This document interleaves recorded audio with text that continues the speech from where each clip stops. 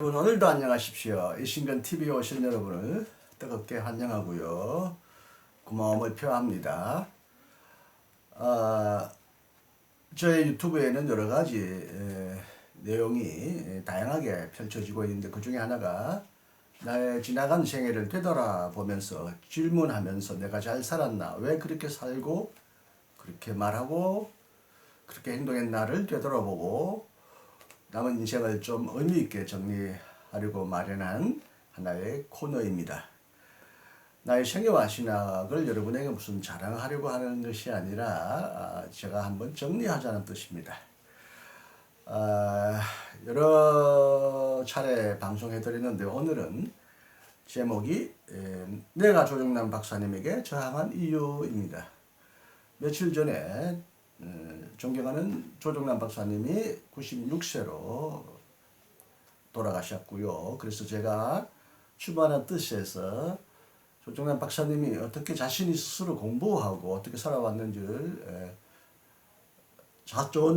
자전적으로 설명하신 내용을 제가 그걸 책으로 내고 제가 만들고 있는 성결신앙연구소 홈페이지에 올렸던 내용을 제가 제 1인칭 형태로 읽어드렸습니다. 이제 며칠 지났습니다.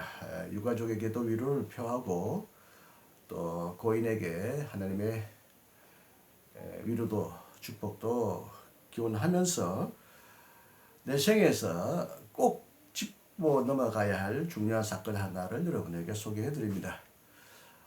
참 묘하게도 제게 영향을 크게 주신 두 분의 스승님이 계시는데 몰트만 선생님과 조정남 선생님입니다. 묘하게도 기이하게도 두 분은 똑같이 올해 96세이시니까 같은 해에 태어나셨다. 1926년에 태어나신 것이 되나요?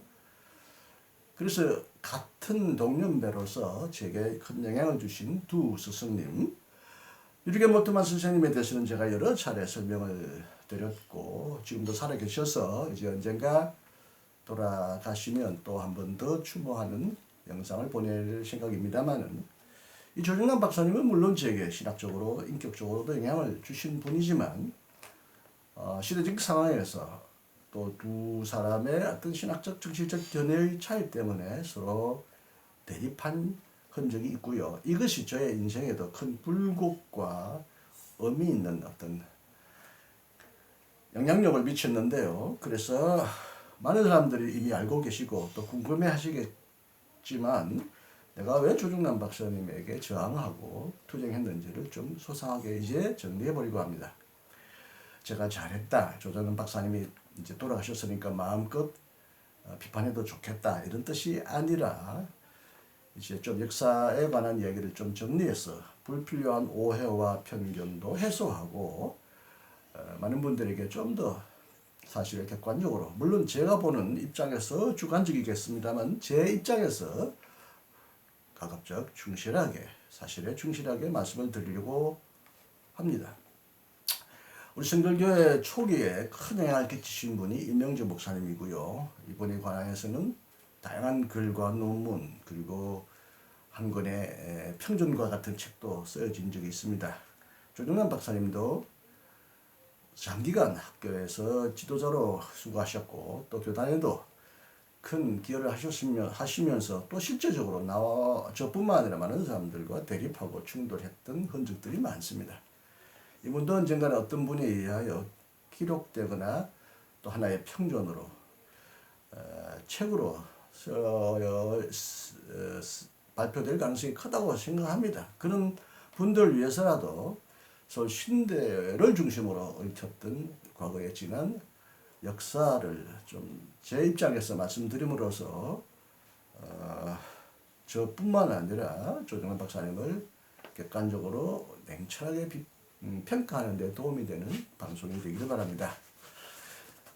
내가 조정남 박사님에게 저항한 이유입니다.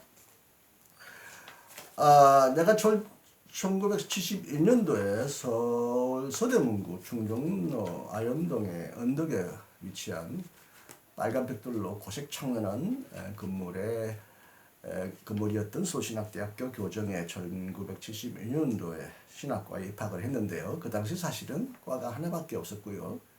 그래서 학부 중심이어서 서울신학대학이라고 그랬고 또 최고 지도자를 지금은 총장이라고 하지만 그 당시 행정이라고 학장이라고 했습니다.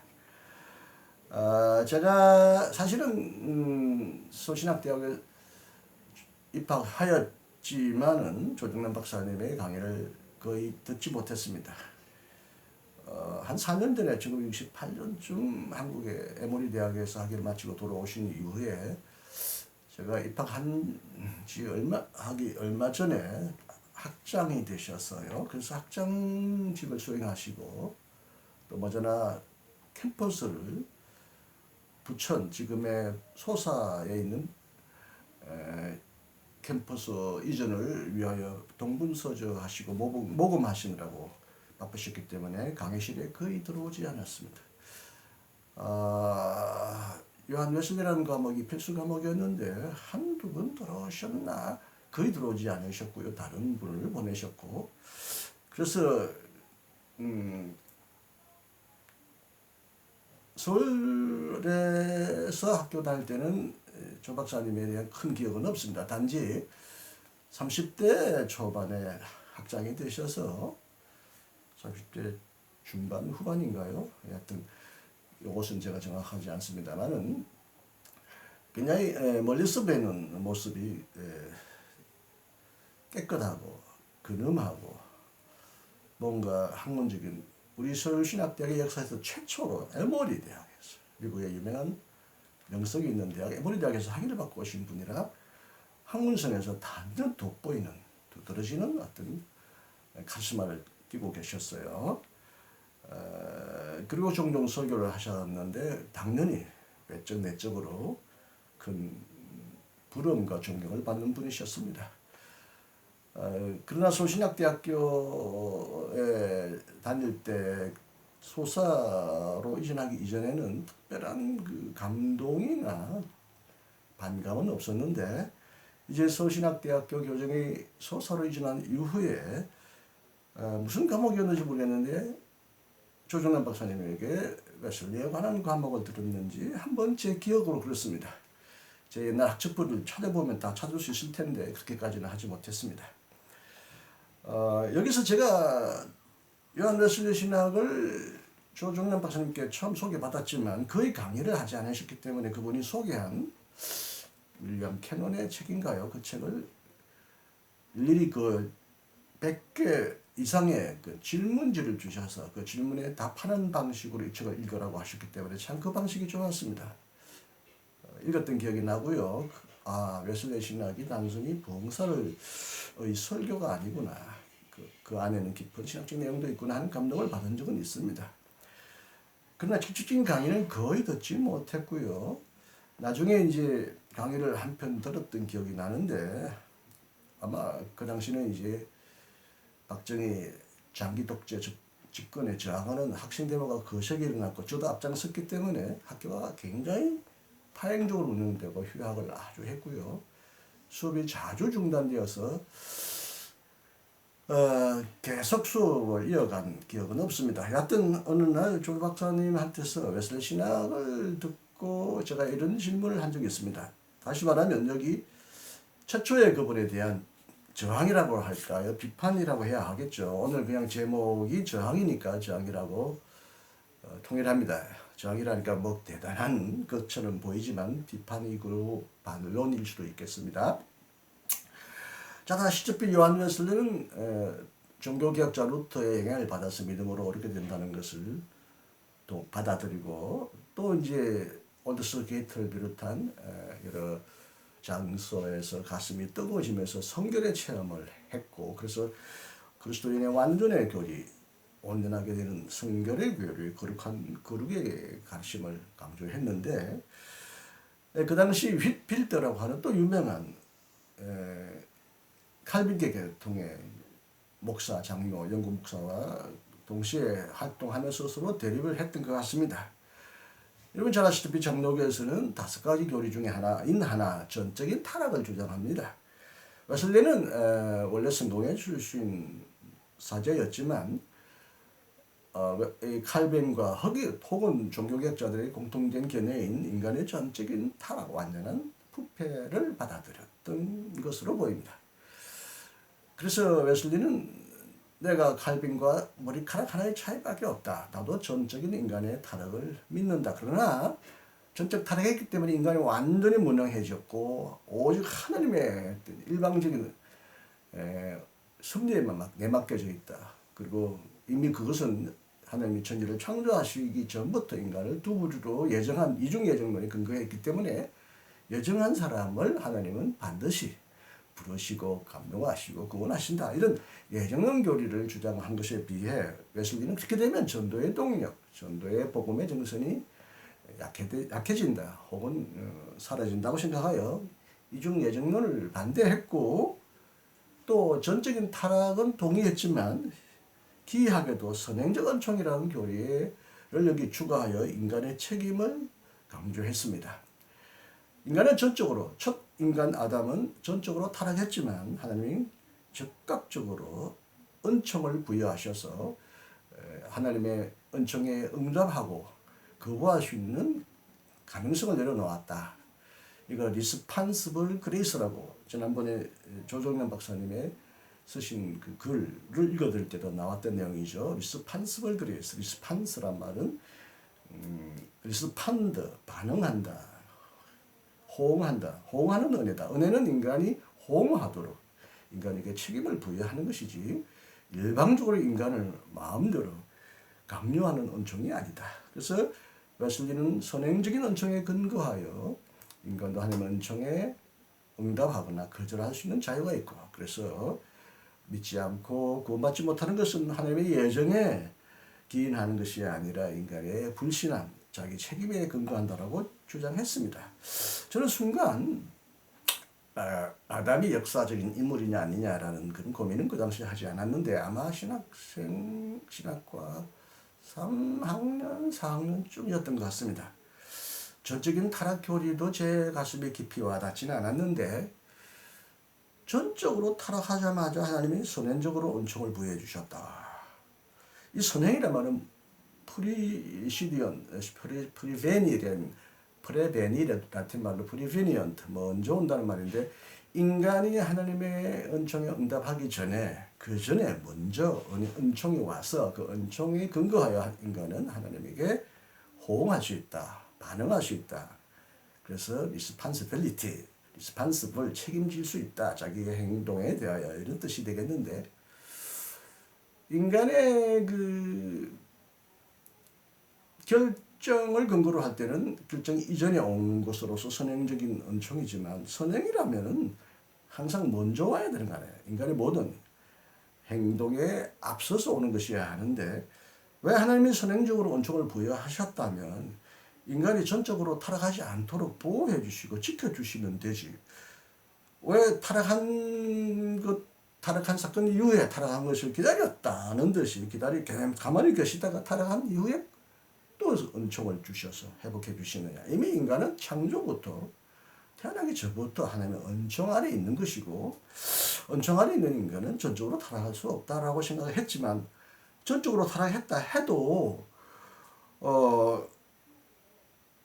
논리적인 모순이 생깁니다. 전적인 타락과 선행적인 은총을 동시에 믿는다는데 전적인 타락한과 동시에 적극적 바로 즉시 하나님의 은혜를 주셔서 인간의 어떤 형상을 부분적이나마 회복해 주셨다고 말한다면 저는 아니 타락하자마자 즉각 개입하시면 하나님이 언제 인간이 개입하심으로써 전적인 타락의 상태를 되돌리셨는데 그렇다면 제가 그 당시 조정남 박사님에게 질문했습니다.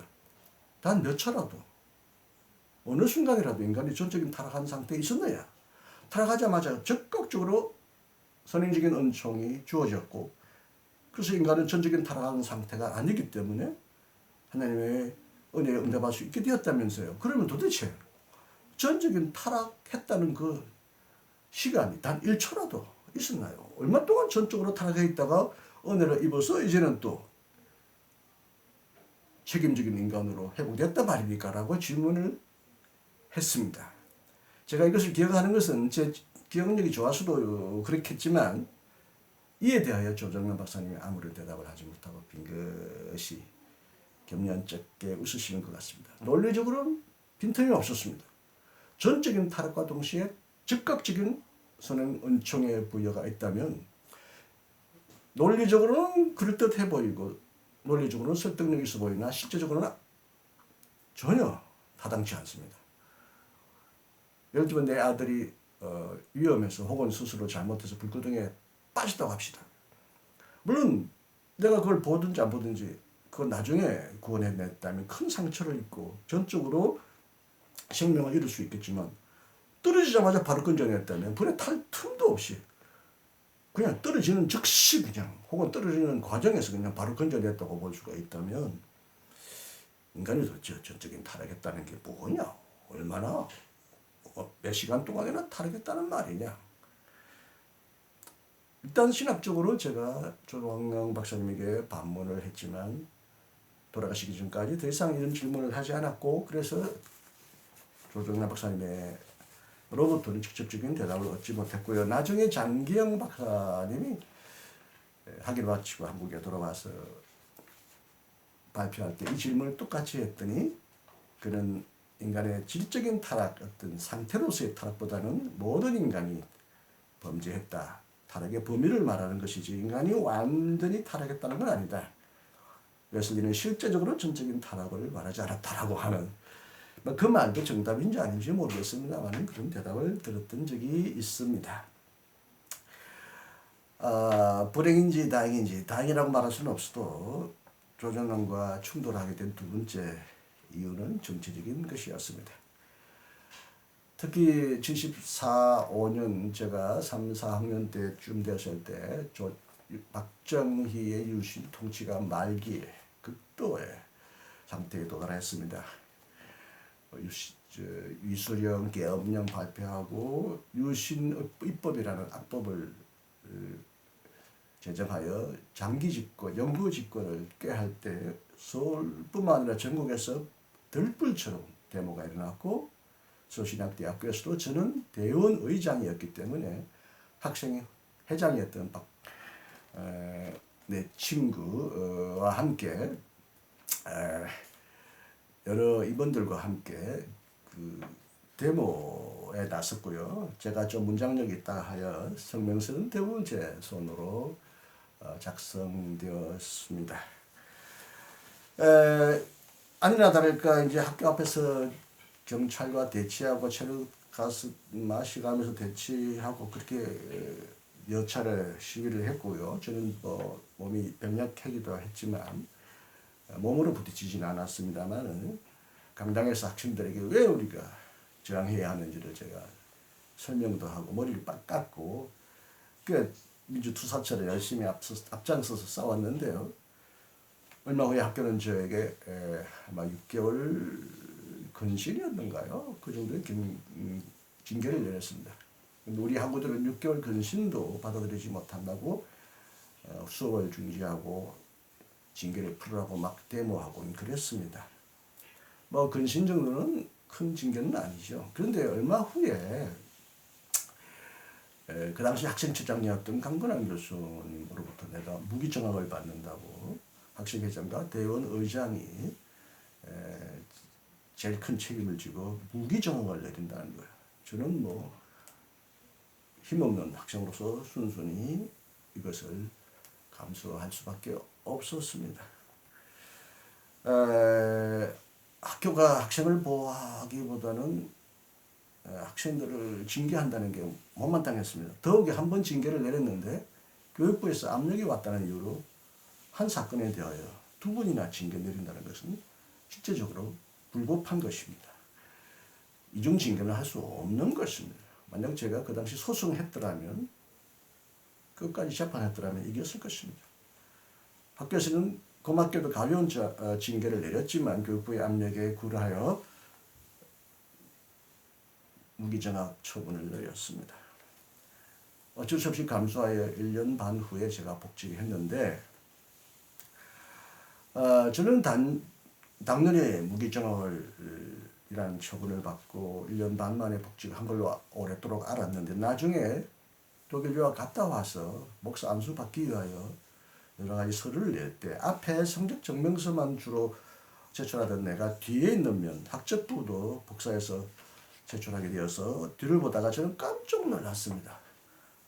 거기에는요 제가 1년 1개월 동안 무기정학 당하여 따는 기록이 아니라 6개월 후에 내가 6개월만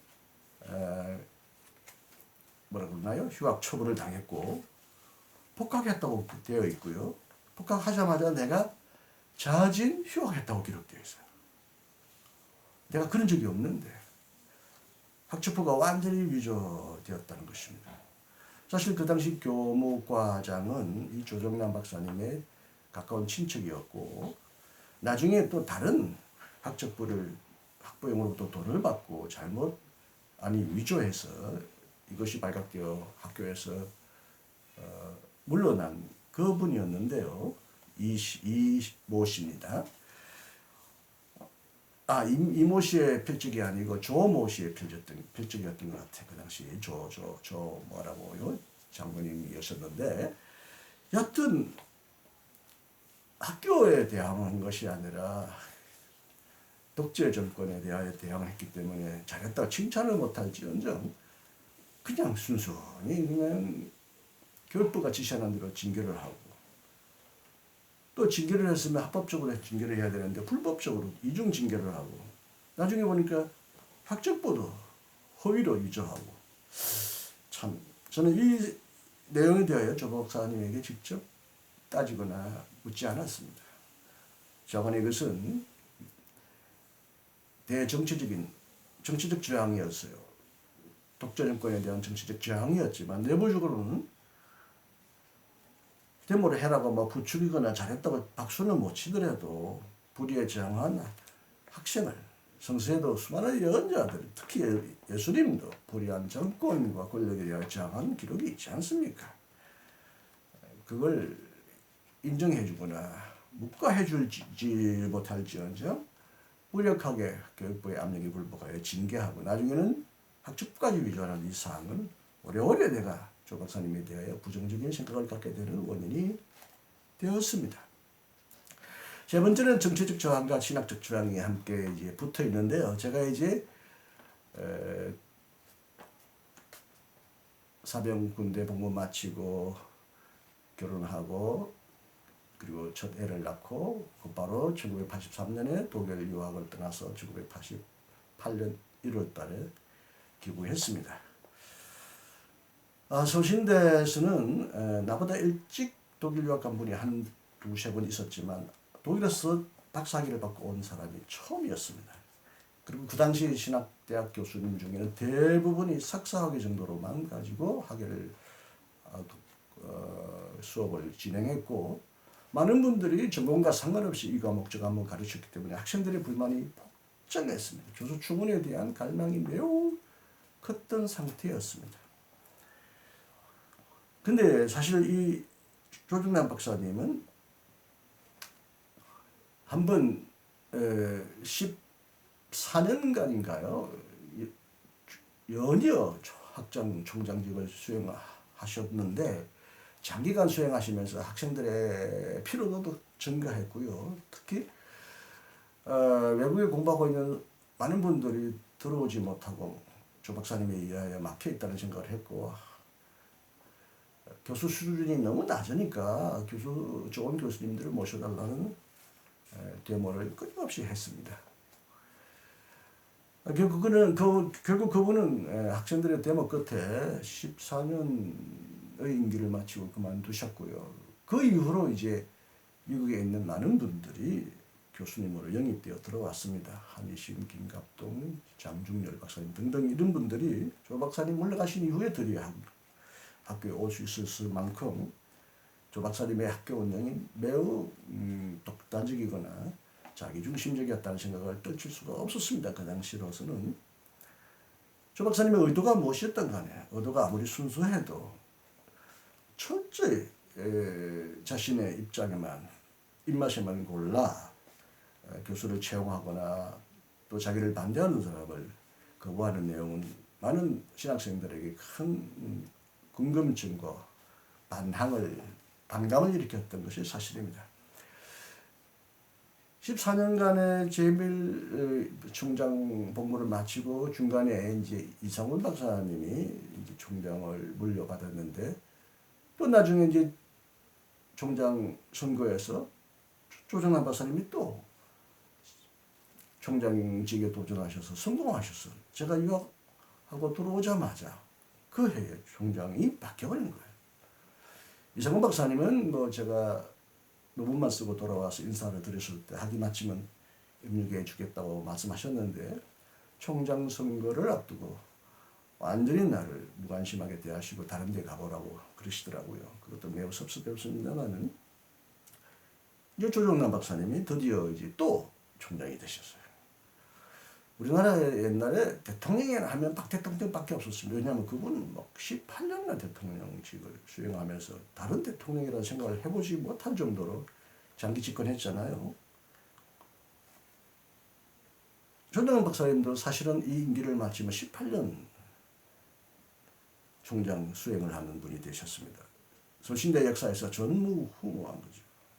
많은 사람들이 조정남 박사님은 학문적으로도 뛰어날 뿐만 아니라 정치적으로 탁월한 존재라, 탁월한 분이라고 생각합니다. 사실 그런데 제가 볼 때 총장을 연이 오래 할 수 있었던 것은 규정도 그렇겠지만 이 사회의 절반가량이 외국 선교사, OMS 선교사로 구성되어 있기 때문에 미국 선교사와 조 박사님의 가까운 관계가 조 박사님의 연임을 가능하는 데 큰 도움을 주었습니다. 나중에 교단 어른들이 선교사 줄을 줄임으로써 더 이상 조 박사님의 연임이 불가능한 그런 사태를 맞게 되었는데 저번에 복직했습니다. 그래서 저는 당연히 이제 총장이 되셨으니까 인사도 하고 축하도 할 겸 자택에 찾아뵙고 인사드리고 도와달라고 당연히 부탁드렸습니다.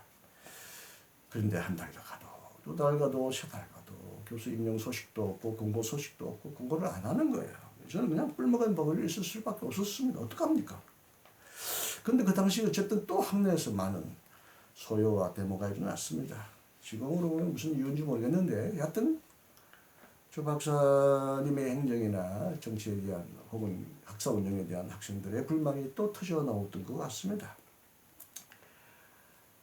지금 여기서 고백하지만 저는 학생을 자극하거나 데모를 부추긴 적은 한 번도 없다. 많은 사람들이 제가 굉장히 배우여서 학생들을 교활하게 조종한 사람처럼 오해할지는 모르겠는데 저는 그 정도로 교활하고 교묘하고 정치적인 존재는 아닙니다. 그냥 힘없으면 당할 뿐입니다. 하나님의 은혜와 인도를 기다릴 수밖에 없는 처지에서 저는 그냥 조용히 살았습니다. 그런데 학생들이 어떤 데모가 크게 터져가지고 지금 명헌기념광당이고요. 옛날에 그게 예배당이었는데요. 명헌기념관에서 애들이 수차례 모여서 농성했는데 그때 조정남 박사님과 공개 질문이 있었습니다. 하도 궁금해서 제가 들어가 봤는데 어떤 학생이 벌떡 일어서더니 중간에 왜 이신건 박사님을 교수 채용하지 않느냐는 거예요. 제가 귀가 솔깃해서 들어봤습니다. 가장 중요한 이유는 두 가지였습니다. 목사 안수 받지 않았다는 것입니다. 그 당시 신학 교수 임명에 목사 안수가 조건이 없었습니다. 그런 법적인 조항이 없었는데 안수 안 받은 것을 핑계로 대신 모습이 매우 이상했습니다. 그 당시 안수받지 않고 신학과든 학과에도 신학을 가르치는 분이 많이 있었습니다. 도저히 그 당시에 형평성에도 맞지 않았습니다. 제게 결정적으로 큰 충격을 준 발언은 뭡니까? 독일에서 공부했으니까 교수 임명할 수 없다는 것이었습니다. 독일에서 공부한 사람 임명할 수 없다? 내가 영국에서 웨슬리를 공부하고 왔으면 미국 에즈베리에서 공부하고 왔으면 교수가 임명이 되고 자유주의 신학의 본산이라느니 뭐니 하면서 독일에서 학위 받고 오면 안 된다는 건가? 매우 큰 충격을 받고 밤새 쿵쿵 앓다가 제가 여기 하얀 종이로 되어 있는 이 종이는 제가 직접 쓴 게 아니라 내가 명언 카만 광장의 그 게시판에 뭐 종이를 적고 거기다가 이제 큰 전지에 옮겨 적은 것이 아니라 바로 그냥 까만 펜으로 생각나는 대로 써내려갔습니다. 조정남 학장께 드리는 공개 질의서. 모두 13개 항인데요. 1988년 5월 13일로 되어 있습니다. 제가 성명서 붙인 후에 또 이게 유실되면 내용이 없으니까 내가 썼던 성명서를 보고 내가 손으로 다시 써서 이렇게 종이로 기록해 놓았던 내용이 있고요. 여기에 이제 화면에 보는 이거는 그 당시 어떤 분이 사진을 찍었다가 옛날 기계식 타자기로 찍어서 보존했던 모양이에요. 그걸 가지고 많은 사람들에게 알렸던 모양이에요. 워낙 파문이 큰 모양이에요. 특히 독일에 있는 친구의 손까지 도달하여 이 친구가 이렇게 위험한 일을 하느냐, 큰일 났다고 독일에 있는 친구가 막 걱정했다고 그래요. 이 내용은 지금 너무 글이 작아서 여러분 읽을 수 없습니다. 저도 못 봅니다만 최근에 서신대 업다시는 신약학 모 교수님이 가지고 있다가 나한테 주어서 하나의 상징적인 기념물로 여기다가 올립니다. 13개 항인데요. 여기에 대해서 내가 다 일일이 읽어드리기에는 시간적으로 제한이 있어서 크게 보면 두 가지입니다. 조학장님이 14년간 통치하시고 학생들이 엄청나게 저항하면서 수많은 학생들이 처벌되고 희생되고 퇴학당하고 군목 가야 할 학생도 군목 가지 못하고 막 이렇게 후유증이 많았는데 거기에 대하여 사과하니 미안하다는 말이니 입장을 표명하지 않고 또 다시 돌아와서 총장을 하면 되겠느냐? 정치가 최고냐? 도대체 이런 법이 어디 있느냐? 과거에 내가 학교를 떠났을 때는 유감스러웠다. 이런 잘 해보겠다라고 하든지 이런 태도도 없고 거기에 학교를 굉장히 파행적으로 파국으로 몰아간 최고 책임자인 그분이 또 복귀했다는 것은 많은 사람들에게 참 충격이요. 참 괴로움이었다고도 할 수 있습니다. 뭐 또 좋아하는 분들은 반겼었겠죠. 그래서 그분이 정치적으로 복귀한 것이 과연 도덕적으로 윤리적으로 타당한가에 대한 질문이었고요. 가장 중요한 건 내가 교도소가 아니라는 것이 교수 임명 거부 조건이 된다는 것은 법적으로 근거가 없다. 왜 다른 것과 다른 사람과 형평이 안 맞느냐. 그런 얘기도 있고요. 또 하나는 결정적으로 서신학대학인 깊은 경건과 높은 학문을 추구한다고 그랬는데 웨슬레 신학만이 높은 신학이냐. 몰트만 신학 아래 독일 신학을 공부했던 나는 높은 학문을 공부한 사람이 아니냐. 뭐냐 도대체. 그러면서 제가 학문의 어떤 수준과 학문의 자질, 교수의 자질에 관하여 질문을 제기했던 내용입니다. 이 내용이 진짜 궁금한 분이 계시면 저한테 오시면 제가 직접 보여드리겠습니다. 정치적으로는 그분의 복직에 대한 도덕적 책임을 물어보신 본 거고, 신학적 저항은 직접 신학 내용을 제가 질문한 건 아니지만 독일에서 공부했다는 것이 하나의 큰 문제였기 때문에 제가 이것을 깊은 학문이 뭐냐, 웨슬레 신학을 하는 사람들이 깊은 학문을 추구하면서 독일에서 공부를 하면 안 되느냐 이런 질문을 했죠. 여기서 덧붙이자면요, 처음에는 전도사여서 안 된다, 독일에서 신학에서 안 된다 그러다가 몇 년 후에는요 독일에서 공부한 몇 사람들을 계속 영입했습니다. 그 중에는 심지어 타교단에 소속된 분도 교수로 영입했습니다. 이건 도무지 이해가 될 수 없는 것입니다. 그래서 조 박사님을 반대하는 부류의 사람들만이 아니라 조 박사님의 어떤 복음주의적 신학을 지지하던 사람들에게도 큰 혼란을 줬던 것 같습니다. 독일에서 공부한 이 신간을 영입하지 않음으로써 자유주의 신학으로부터 신학대학을 지켰다고 믿었던 그들이 나중에는 독일에서 공부한 교수들을 영입하고 그랬거든요. 학교와 교수들 사이에도 많은 혼란과 어떻게 보면 자중질환이 일어났던 것 같습니다. 더 깊은 내용을 설명드리지 않겠습니다. 네 번째도 이제 정치적 저항입니다. 제가 이제 대답을 써붙였기 때문에 당연히 학생들 시위에 불을 당긴 꼴이 되었고 오랫도록 서신대학에 강의를 전혀 할 수 없었습니다. 이분이 이제 4년간의 임기를 거의 마쳐가고 이제 학교 이사에서는 총장 연임이 너무나 많은 파국적인 결과를 빚기에 총장 단임제를 이사에서 결의했습니다. 이제 4년제가 아니라 5년 하되 단임을 하는 조건으로 총장 조건을 개정했는데, 그러면 이제는 지금까지 18년을 봉제하신 분이 이제 더 이상은 이제 총장에 대한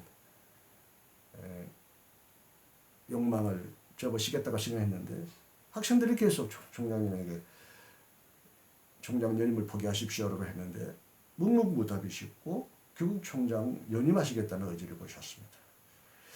그래서 또 학생들이 이제 총장실을 점거하고 농성하고 막 반대하는 와중에 몇몇 교수들도 총장 연임을 반대하는 성명서를 발표하고 대외적으로 발표하기보다는 성명서를 작성하여 이사회에 보내고 그랬습니다. 그런 과정에서 조 박사님은 계속 연임의 의지를 포기하지 않으시니까 수많은 학생들이 더 격렬하게 저항하기 시작했고요. 방금 말씀드린 대로 총장실에 막 점거해서 캐비넷을 뜯어버리고 막 학교 내에 대외 비밀문서들도 막 들여다보고 그랬던 것 같아요. 저는 물론 이제 강사로부터도 쫓겨났기 때문에 학교에 소속감이 없었습니다만은 동문으로서 학교를 사랑하는 사람으로서 당연히 학생들과 교수님 배후에서 함께 힘을 보태면서 더 이상의 욕심을 내지 마시라. 18년간 총장을 수행하셨으면 이미 총장하실 만한 분들이 계신데 왜 이렇게 욕심을 내시느냐. 실제적으로 모든 권력은 오래될수록 부패합니다. 고인물이 썩듯이 제가 볼 때는 그 와중에서 조 박사님은 많은 부패 의혹과 알 수 없는 소문에 시달렸습니다. 이게 그분을 위해서도 학교를 위해서도 좋지 않았기 때문에 이제 그만하시라고 저도 생각하고 연임 반대 운동에 여러 가지 형태로 힘을 보탰습니다. 그러자 이제 대학 학력 입학고사를 치르는 그날 대학 학력 입학고사가 도난당하는 사건이 나서 전국의 학생들이 서울로 올려오다가 다 그냥 돌아가고 전국적으로 큰 사태가 일어났습니다. 신문에서 크게 대서특필되면서 이런 일은 과거에도 없었거든요. 대학 입학 학력고사가 미리 유출되면서 시험이 중단되면서 막 큰 혼란에 봉착했는데 그 와중에서 이 시험지 도난 사건의 책임자인 경비과장이 복지관 지하에서 목을 매달아 자살하는 사건이 일어났습니다. 1992년도. 이 사건으로 인하여 많은 사람들이 경찰서에 나가서 조사받았는데 이 자살로 인하여 이 사건의 원인 경과는 미궁으로 빠지고 말았습니다. 자관의 이 사건으로 인하여 총장님은 자진 사임하심으로써 18년간의 그분의 총장 수행의 종지부를 이렇게 불명예스럽게 짓고 말았습니다. 장기 집권의 마지막은 대부분 불행한 결과이다. 박정희가 18년간 통치 끝에 부하로부터 총격을 받아 죽었듯이 이분은 그분의 수족처럼 부리던 경비과장이 자살함으로써 자신의 정치적인 생명을 다할 수밖에 없는 이런 사태에 도달했습니다. 이것도 전나라들은 이것도 그 당시 조 박사님의 정치적 야망에 대한 정치적인 저항 반대 운동의 하나였다고 보아야 하겠습니다. 자, 이제 어저께 돌아가셨는데 오랫도록 이 말을 공개적으로 하지 못했습니다. 해야 하나 하지 않아야 하나 이 방송도 해야 하나 하지 않아 계속 자문하면서 고민했습니다마는 앞에서 말한 대로 조 박사님에 대한 객관적인 평가를 위하여 저에 대한 오해나 편견을 불식하기 위해서라도 그리고 언젠가는 서울신학대학교가 100년이 지났는데 제가 서울신학대학교에 봉직할 때 100년 행사를 치렀는데 원래 100년 역사책을 쓰기로 예정되어서 진행하다가 좌절되었습니다. 조 박사님의 생애를 중심으로 어떤 전기를 쓰시든지 평전을 쓰시는 분이거나 아니면 서울신대의 역사책을 앞으로 쓸 기회가 있다면 이것을 참조로 해달라는 뜻으로도 제가 이 방송을 보내드립니다. 자, 그럼 제가 지금 조 박사님에게 저항한 사건만 네 가지로 나열했는데, 그렇다고 해서 제가 조 박사님을 평생 싫어한 적 없고요. 그분에게 내가 인격적으로 불순한 행동을 한 적은 거의 없었습니다. 거의 없다기보다도 없었습니다. 우리에게 웨슬리 신학을 소개해 주신 조 박사님에게 감사를 드립니다. 말년에 그분이 이제 한가하여 책을 쓸 때도 내가 번역한 책 교회학의 펠만의 교회학 책을 보내달라고 해서 보내드린 적이 있고요. 그 책을 참조로 책을 쓰셨더라고요. 제가 조 박사님에게 직접 학문적인 영향을 크게 받지 않았지만 그분이 소개한 웨슬리 신학은 내 신학에서 균형을 잡는데 창조적인 종합주의자요, 극단적인 좌우, 극단적으로 하나님의 일방적인 은혜만 강조하는 그 칼빈주의자들, 신단독설이라고 그러죠. 그리고 오직 인간의 단독적인 자유의지만 강조하는 것과는 반대로 두 가지의 하나님의 자유와 인간의 자유, 하나님의 활동과 인간의 활동을 조화롭게 조화시키는 신인협동설, 시너지즘, 우리 혼이 시너지 효과라고 하잖아요. 똑같은 뜻입니다. 신, 같은, 동일한, 오너지즘, 에너지, 둘 다 함께 합동하여 하나님의 일을 하신다는 겁니다. 하나님의 구원의 역사는 하나님이 혼자서 춤추고 나팔 불고 다 처리해버리는 극단적 예정론자들의 신단독설도 아니고, 하나님 무시하고 하나님 없이 인간이 모든 구원의 역사를 이룬다고 하는 그런 견해도 아니고, 서로가 협동한다는 거, 합력하여 선을 이루어간다는 이런 해석은 저는 지금까지도 매우 건전한 해석이라고 봅니다. 이런 저는 웨슬리 신학을 소개해 주신 조 박사님께 감사를 드리고요. 어쨌든 숱한 반대와 오해도 불구하고 학교를 이전하고 학교를 발전시킨 노고는 제가 인정하고요, 존경을 합니다. 그리고 이제 96세까지 사셔서 남보다 오래 사셨지만 그럼에도 불구하고 더 많은 일을 할 수 있음에도 불구하고 96세의 생애를 마치신 조 박사님에게 애도를 표하고요, 하나님의 위로를 기원합니다. 부족한 이 방송을 끝까지 경청해 주셔서 대단히 감사합니다. 다시 말씀드리거니와 이것은 제 생애를 되돌아보면서 앞으로 남은 생애를 좀 더 의미있게 보내기 위하여 저 자신도 반성해보자는 뜻도 있고요. 제가 조 박사님에게 제가 했던 모든 방법이 옳았나, 과연 적법했나 하는 것도 늘 고민하면서 지혜를 얻고자 합니다. 그래도 불구하고 저는 조 박사님과 개인적으로는 그렇게 불편하게 지내지 않았습니다. 인사도 했고요. 또 만나면서 웃었습니다. 조 박사님을 싫어한 역사다, 조 박사님을 비판하면서 내가 스스로 영감으로 우쭐대고 살았다라고 오해하지 마시기 바랍니다. 차관에 모토마는 저에게 좋은 교사이고, 손동환 박사님도 어느 면에서는 받는 교사 역할도 하셨지만, 크게 보면 저에게도 인생의 길을 걸어가는데 어떻게 걸어가야 하는지, 어떤 신학이 좋은 신학인지를 고민하게 해주시는 좋은 선생이셨다는 점에서는 조금의 의심도 의혹도 없습니다.